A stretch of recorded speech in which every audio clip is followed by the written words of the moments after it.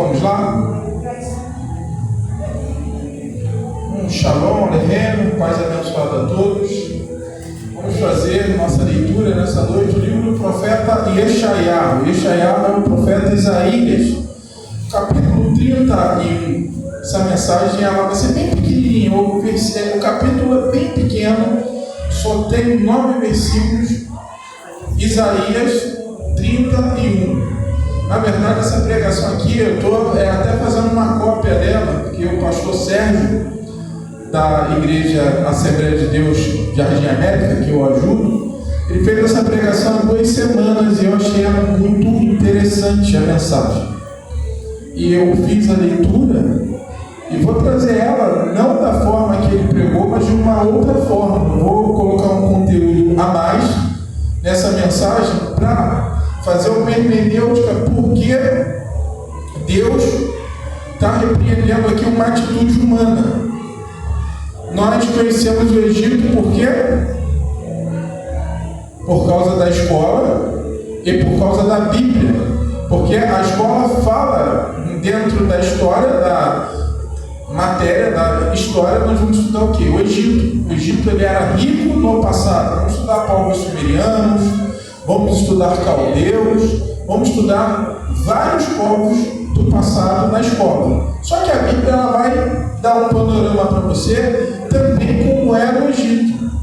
E aqui o Egito ele vai ser relembrado em vários aspectos dentro da Escritura. E ele vai ter uma simbologia e também ele será, vamos dizer, uma ameaça constante para aqueles que querem voltar atrás. Eu poderia fechar a porta por causa do som? Pode? Como fechar a porta para mim, por favor? E o que vai acontecer? Isaías 31. E ali, dentro do livro que fala do Egito, que é o livro Gênesis, já começa falando no finalzinho do Egito, é um livro muito grave. E o livro de Êxodo vai falar totalmente dos seus primeiros capítulos a trajetória de Israel no Egito. E vai ter um momento que Deus vai falar para Moisés, lá no capítulo 14: os egípcios que hoje vocês estão vendo, vocês não voltarão a vê-los novamente. Fala para ele: essa opressão que hoje está diante dos vossos olhos, ela não será mais vista por vocês no futuro. Só que quando eles atravessam o mar, Deus vai falar para Moisés e para o povo: vou falar para vocês, não voltem mais ao Egito. E dentro da religião judaica, da cultura judaica, temos 613 mandamentos. Dentro da Bíblia se encontram 613 mandamentos. O que significa isso? 613 ordens que Deus deu para o povo de Israel. E uma ordem, não sei dizer o número dela no momento, mas uma dessas ordens é não voltar para o Egito. Não volte para o Egito para morar, para pedir socorro, para comprar, para negociar. O Egito agora tem que ir até Israel, não Israel voltar para o Egito. E no tempo, o Egito, como todos os países daquela época, o Egito ele também foi um local que precisou evoluir, crescer para ser uma economia, para ser um exército. E antes, na época já de Abraão, na época que Abraão estava vivo, já havia a dinastia dos faraós. E passa-se alguns anos, o faraó vai morrer, vai vir outro faraó, e aí vai vir outra dinastia, vem a dinastia da época de Isaac, e da época de Jacó entra uma outra dinastia diferente, que era um grupo de mercenários chamados Hicsos. Eles entram, eles veem que o Egito está caminhando para o caos político, o que eles vão fazer? Vão tomar o poder e vão fazer com que o Egito venha carros, cavalos, vão colocar uma nova cultura de guerra no Egito. E o Egito vai crescer. Na época que José estava no Egito, ele conseguiu ser governador, porque esses povos que estavam ali também eram da mesma raça dele, eram da mesma etnia, eram mesopotâmios. E por isso ele governou o Egito, porque ele falou: ele é da nossa raça, vamos colocar ele, e ele vai governar, ele vai dá uma estabilidade política, que nós vamos botar um Deus humano aqui para essa galera adorar, que eles são já meio idólatras. Vamos colocar esse homem aí e vamos resolver. E deu certo. Então, depois aquela dinastia sai. Entra a dinastia antiga e aprisiona os israelitas. E agora Deus fala: vocês não voltem mais, porque eles aprisionaram vocês, escravizaram, fizeram mal a vocês no passado. E nesse momento que vocês saem daqui, vocês vão sair para ser um povo livre e não vão mais corresponder àquela situação de escravo que vocês viviam. E aqui Isaías passa-se alguns anos, mais de 1000 anos que Israel sai do Egito. Agora Israel, olha, foi estabelecido, Israel já habita na terra de Canaã, na terra de Israel, a terra prometida foi ocupada, já estão em Sião, a fortaleza de Jerusalém, um monte elevado, então, um povo que já se dividiu, que já enfrentou guerras, e aqui está Israel estabelecido. Então, na época de Isaías profetizou muitos longos anos, e ele aqui fala sobre a elite que governava Judá, que estava em Jerusalém. Por que era importante saber dessa elite? Porque aqui vai ocorrer eventos que vai transfigurar, fazendo anacronismo. O que é? Uma comparação do passado com o tempo presente do que nós estamos passando por hoje. Às vezes nós olhamos para a Bíblia e falamos: esse sofrimento, essa situação foi lá no passado. No futuro a gente não enfrenta isso. Mas eu digo a você que no filme se repete, que a situação do passado que está aqui, você enfrenta no seu dia a dia. O cotidiano é cheio de desafio que os nossos patriarcas enfrentaram. E aqui Isaías chega no início do livro e vai pregar para um povo descrente, um povo que não conseguia se localizar na fé. E ele vai ficar anos e anos batendo aquilo: olha, gente, se voltam para Deus, vamos se limpar nossos pecados, porque os nossos pecados podem se tornar brancos como a neve se nós acreditarmos em lavar nossas vestes na presença do Todo-Poderoso. E aí, em determinado momento, o povo vai se voltar para Deus. Mas os governantes precisam se render para que Deus possa fazer a obra. Porque o cabeça, ele é importante para fazer com que a nação cresça. Não adianta o pequeno adorar, o pequeno fazer jejum, fazer oração, fazer consagração, se o grande, a liderança, a cabeça está doente. A cabeça estando ferida, vai comprometer todo o corpo. E agora, Deus fala para Isaías: olha, vai lá para a elite, para aquela elite que você conhece muito bem, são teus parentes. Chega lá e fala para eles: olha, por que vocês estão fazendo acordos políticos? Porque Judá, quando estava no seu auge, o que eles fizeram? Haviam vários reinos crescendo, e a Síria era um reino que estava em ascensão e estava dominando todos os povos. O que o rei de Judá faz? Fala: vamos fazer pactos políticos. Ele, Faraó, que já tinha passado pelo peso das mãos do Todo-Poderoso, estava abatido. Você já imaginou quando Israel saiu do Egito, qual foi o prejuízo que os egípcios tiveram? Levaram todo o ouro, toda a prata, todo o linho, toda a riqueza. E ainda eles foram lutar contra Israel no mar de Junco, no mar Vermelho, e morreram tantos mil homens, tantos cavalos e carros de guerra se perderam. Então, quando se volta, eles veem o cronista que estava ali, né? Que muitos falam assim: Faraó não morreu, ninguém sabe. Mas eu digo a você, leia o Salmo 136, que Moisés fez esse salmo, ele vai dizer o que aconteceu com o Faraó. Ele morre. Só que alguém volta para o Egito para contar a história. Olha, morreu todo mundo. Aí você vê o caos econômico, para se restabelecer diante daquela situação, levaria anos, séculos, décadas, séculos. Seria, para que o Egito pudesse fazer a economia e seu apogeu novamente. Mas Deus não permitiu mais que o Egito se levantasse. Então o Egito passa a ser uma nação subalterna. E agora Judá vai se apoiar nos egípcios, em Faraó, como eles viessem lutar contra os seus inimigos e ir em auxílio do povo de Israel. E o que Deus vai falar aqui? Deus ele fala, olha, prestem atenção, ouçam a palavra do profeta, porque quando o profeta falar a vocês, vocês podem credibilizar que é o Eterno que está falando. Então o 31, o título dele vai falar assim, olha, o Egito é homem e não Deus. Repita isso para você. O Egito é homem e não Deus. Já é pesado o título.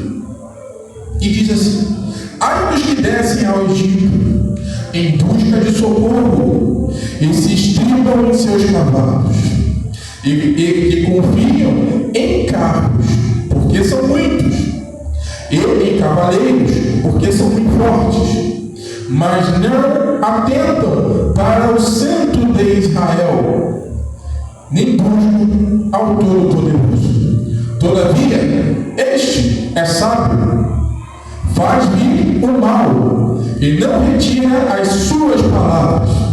Ele se levantará contra a casa dos malfeitores e contra a ajuda dos que praticam iniquidade. Pois os egípcios são homens e não o Eterno. Os seus cavalos, carne e não espírito. Quando o Eterno estender a sua mão, cairão por terra tanto o auxiliador como o ajudado. Ambos juntamente serão consumidos.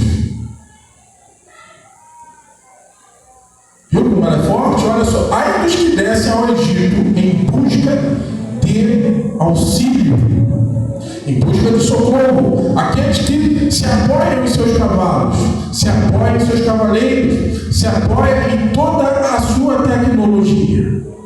Todos esses que buscam auxílio em lugares que o Eterno amaldiçoou, repudiou ou abandonou, serão envergonhados. Ele diz: todavia o Eterno é o sábio, porque ele vai fazer o mal vir sobre essa gente.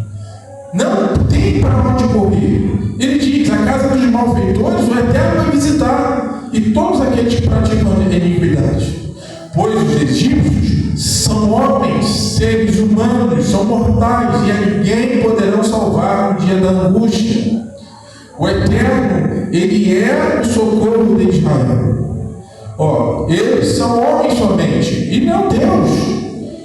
Os seus cavalos, carne, e não espírito. Quando o Eterno estender sua mão, cairão por terra tanto o auxiliador como o ajudado, e ambos juntamente serão consumidos.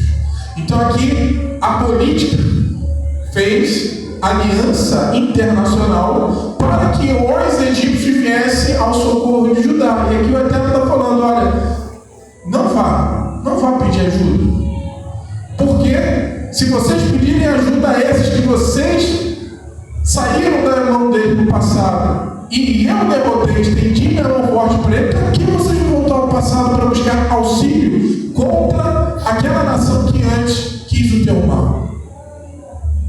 E aí, ele vai falar e vai reforçar para ajudar, falar: eu sou o vosso auxílio, eu sou o vosso salvador. Por que eu estou falando isso para vocês? Porque nós às vezes deixamos de crer no nosso Deus para criar subterfúgio. Às vezes nós temos uma arma, nós acreditamos que aquela arma é boa, é bom ter uma arma, apoio ter arma em casa, porque tem momentos que nós precisamos usar a força.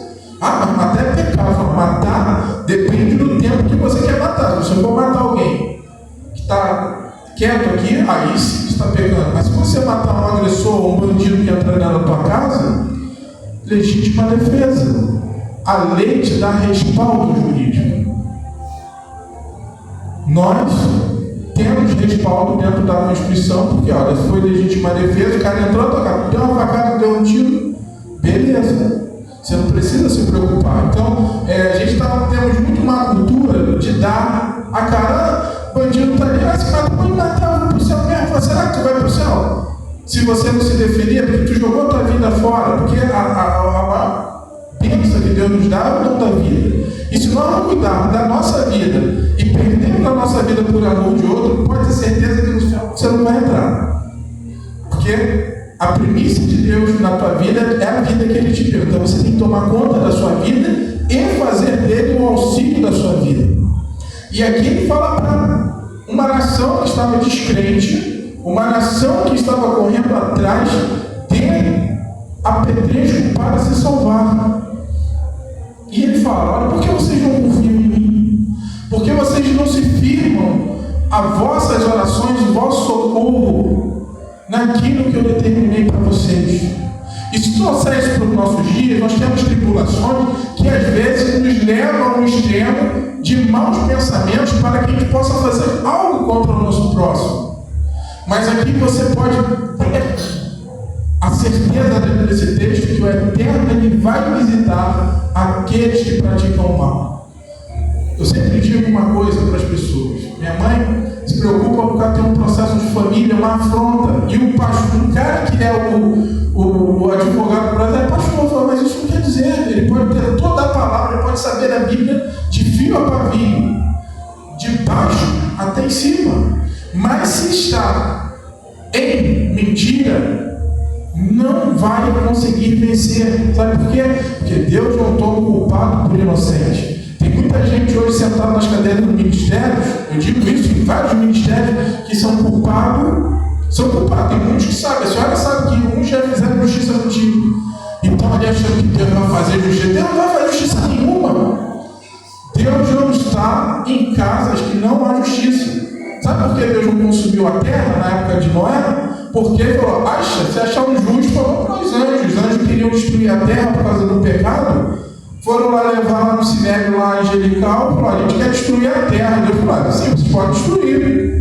Vocês ajudaram a fazer, vocês quebram, fazem tudo o que vocês quiserem. Só tem um porém: se tiver um justo, vocês não vão poder destruir.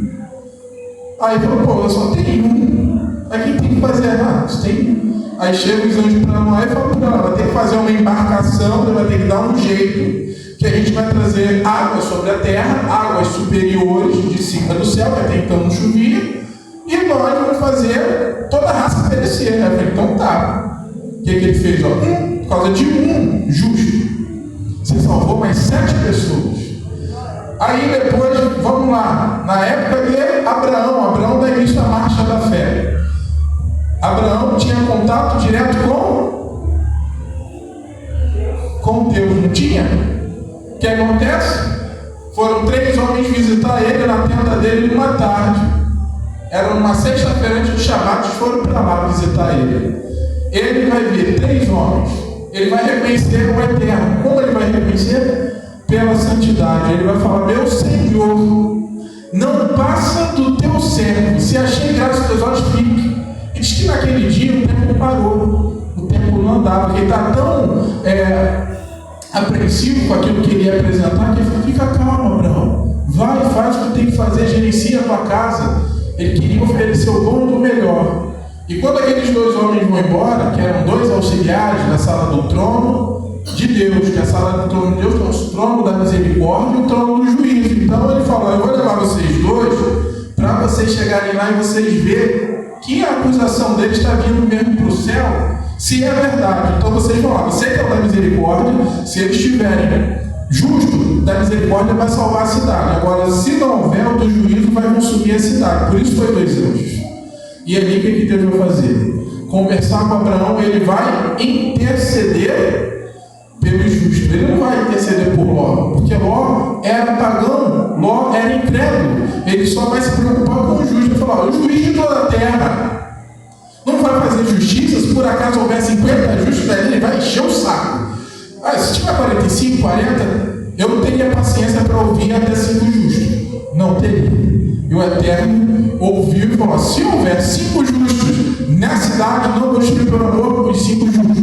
Só que ele não encontra nenhum justo. Ele salvou Ló e sua família por consideração a Abraão, para que ele não ficasse enlutado para fazer a obra de Deus, que era anunciar o reino. Às vezes Deus ele anuncia o reino através de nossas vidas e não permite que os nossos entes queridos, mesmo sendo incrédulos, sejam consumidos pelo fogo.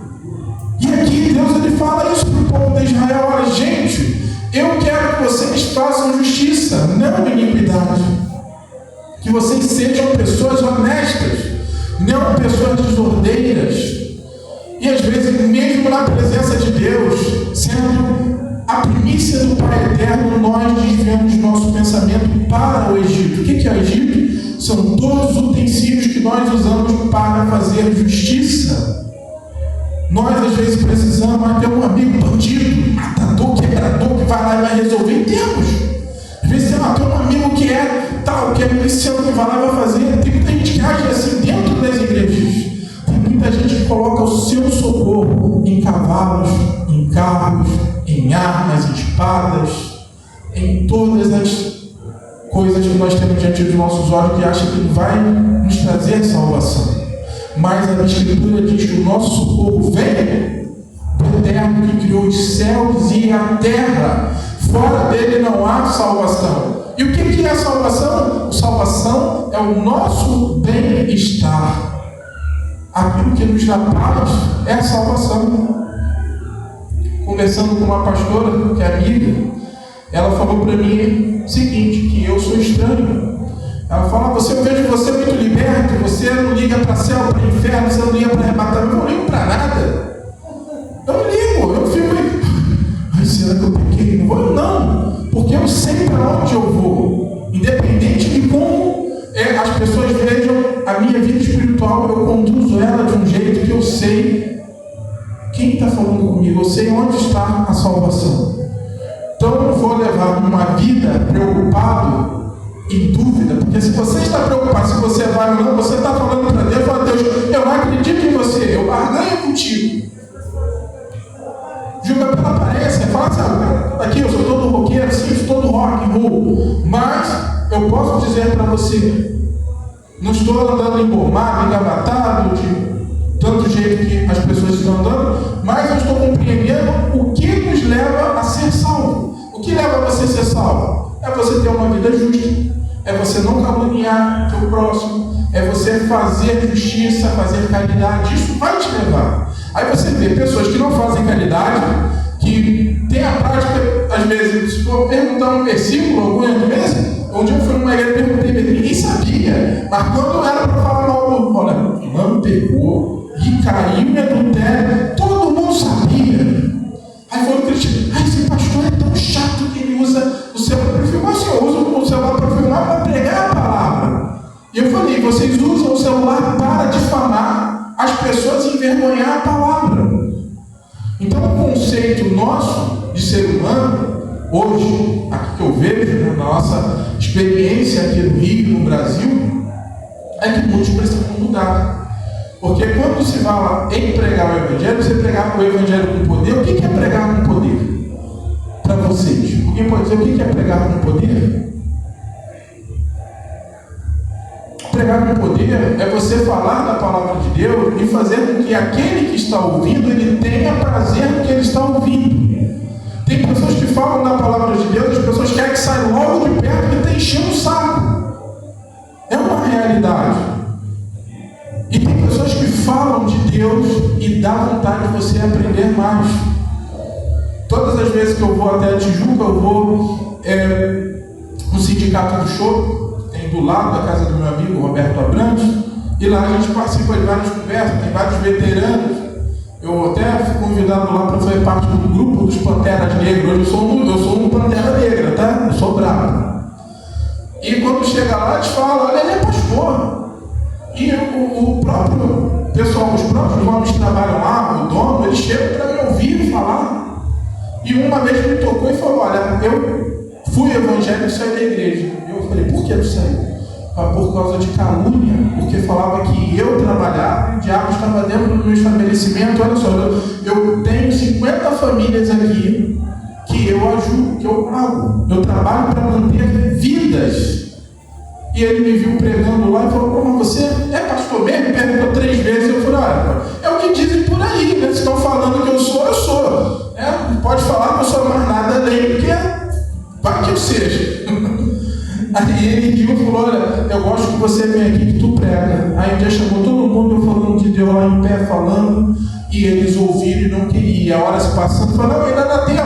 A gente só vai voltar agora só 6h30 para janta. Eu tive que ficar a tarde toda falando, um tirando dúvida, o que a Bíblia diz isso, eu falando um com o outro. Então deu o prazer de falar. Falei assim, mas era dentro de um bar, lugar onde o pessoal toma cerveja. E falei, Deus deixa ele habitar no lugar? Deus está no meio daquela festa, está no meio de outras aí, as pessoas que não conseguem enxergar.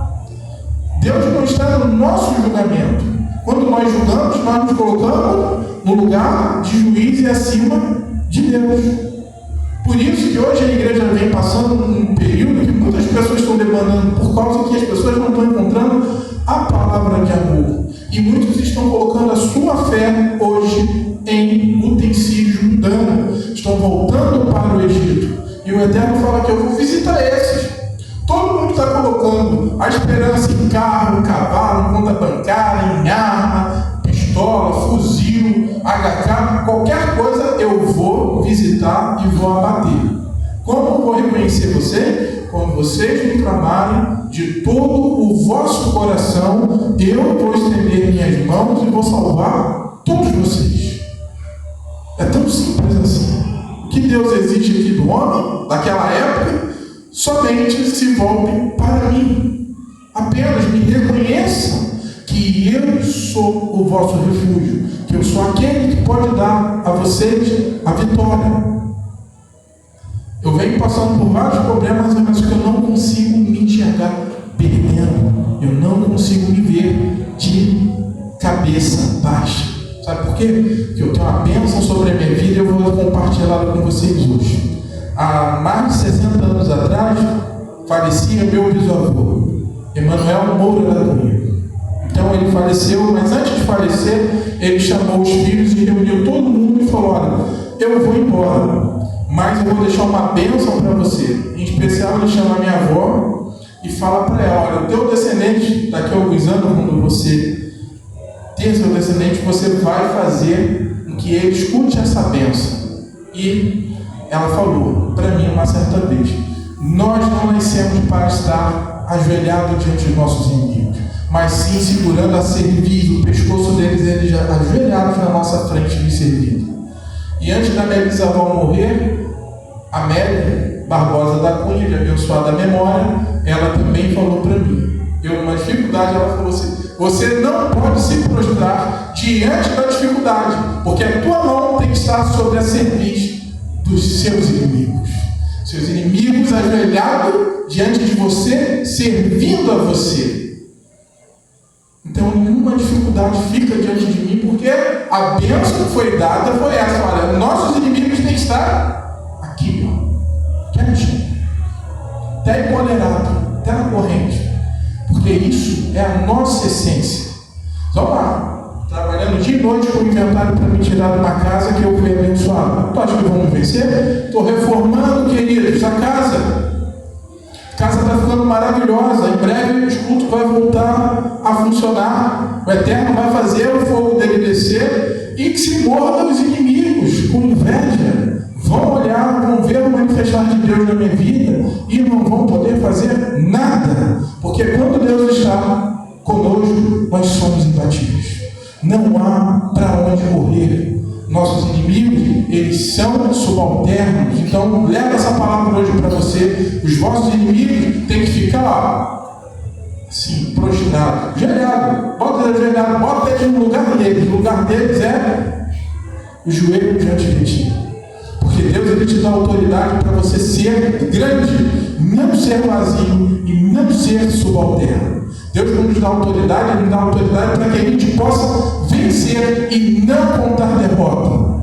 A bênção está sobre nós. As nossas vidas têm que ser contadas bênçãos. Não falar, mas só conta vitória. Uma vez um homem botou o apelido só vitória, para só vitória mesmo. Tu acha que eu vou descer para essa dimensão para ser derrotado? Para ser chacota? Irmão, eu vim para cá para arrasar. Deus falou: desce e arrasa, quebra tudo.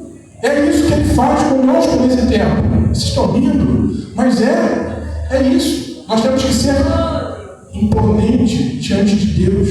Deus fala: ai, Deus, eu sou pai cinza. Sou pai cinza o quê, rapaz? Se for pai cinza, você estava jogado lá. Deus, ele trata com espíritos valentes. Não se humilhe diante de Deus falando que eu sou isso aqui, porque se você fosse algo inoperante, Deus não faria pacto contigo. Lembrando que Deus, o Eterno, Todo-Poderoso, o Criador, até tem uma aliança conosco. E uma aliança só pode ser feita com algo que é eterno. Porque Deus, ele fala: minha aliança com vocês será eterna. A aliança com Israel não terá fim. Enquanto houver sol e lua, dia e noite, tempo quente, tempo frio, eu estarei presente.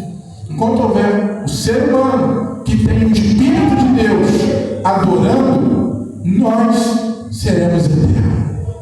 Então, que essa palavra seja conosco, que nós não venhamos a crer no Egito, na terra das fronteiras, que nós não venhamos utilizar seus cavalos, seus carros, mas confiarmos plenamente no Todo-Poderoso, porque dele e para ele é todo o poder. Então, vamos analisar em quem nós estamos confiando e como estamos confiando no Todo-Poderoso, para que o Eterno ele venha nos visitar e fazer com que todos os nossos inimigos sejam jogados por nossos pés.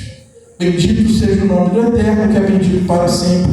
Bendito seja o seu reino, que nunca terá fim. Baruch Hashem, Hakadosh Baruch Hu, meu nome é. Amém. Muito grato.